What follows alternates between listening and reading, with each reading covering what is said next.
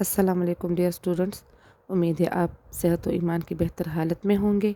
میں آپ کی اردو کی teacher Zahra Khan Sina public school and college Pabbi سے آپ سے مخاطب ہوں۔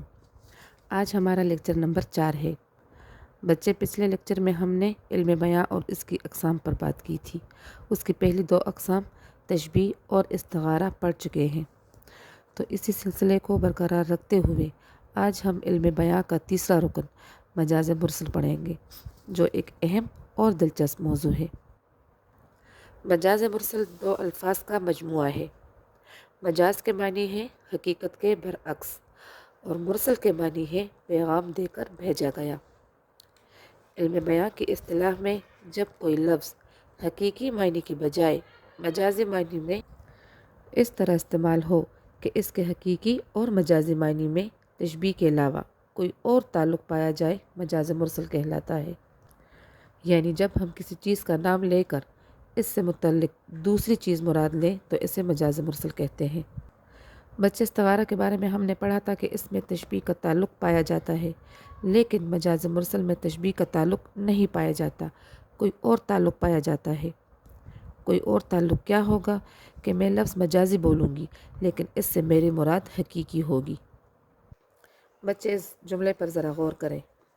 سارا شہر سو رہا ہے۔ کیا واقعی سارا شہر سو رہا ہے؟ شہر نہیں سوتا، شہر میں موجود لوگ سو رہے ہوتے ہیں، تو لفظ شہر مجازی ہے اور اس میں میری مراد لوگ جو کہ حقیقی معنی ہے۔ اسی طرح اگر میں کہوں کہ نہر بہہ رہی ہے تو نہر نہیں بہتی، نہر میں موجود پانی بہتا ہے، تو لفظ نہر بول کر اس میں میری مراد پانی ہے۔ اب ہم مجاز مرسل کی اقسام پر بات کریں گے۔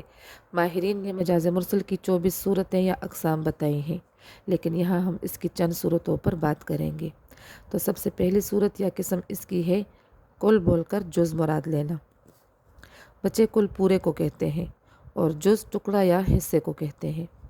اس صورت میں نام تو کل لیا جاتا ہے لیکن اس سے مراد جز ہوتا ہے۔ اب ہم مثال کی طرف دیکھتے ہیں۔ اسلم بازار سے سودا لایا۔ پورے بازار سے سودا نہیں لایا جاتا، بازار کے کسی ایک دکان سے سودا لایا جاتا ہے، تو یہاں بازار کل اور دکان جز ہے۔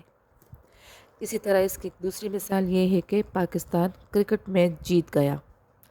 پورا پاکستان کرکٹ میچ نہیں جیتا بلکہ کرکٹ ٹیم میچ جیتی ہے، تو یہاں پورا پاکستان کل بول کر کرکٹ ٹیم میں نے جز مراد لیا ہے۔ مجاز مرسل کی ایک اور قسم ہے جز بول کر کل مراد لینا۔ بچے، سے پہلے ہم نے کل بول کر جز مراد لینا پڑھا تھا، یہ اس کے بالکل الٹ ہے۔ یہاں ہم جز بول کر کل مراد لیں گے، یعنی لفظ جز بولا جائے گا لیکن اس سے میری مراد کل ہوگی۔ اب مثال دیکھتے ہیں۔ آپ الحمد شریف پڑھ لیجئے۔ اس جملے میں الحمد شریف جز ہے اور اس سے میری مراد سورۃ الفاتحہ ہے جو کہ کل ہے، یعنی میں نے جز بول کر کل مراد لیا ہے۔ اسی طرح ایک اور مثال ہے کہ کلاس میں آج کم چہرے نظر آ رہے ہیں۔ اس مثال میں چہرے سے مراد طلباء ہیں، تو اس مثال میں چہرے جز بولا گیا ہے جس سے مراد طلباء ہے جو کہ کل ہے۔ مجاز مرسل کی ایک اور قسم ہے ظرف بول کر مظروف مراد لینا۔ بچے، ظرف برتن کو کہتے ہیں اور مظروف برتن میں موجود چیز کو کہا جاتا ہے۔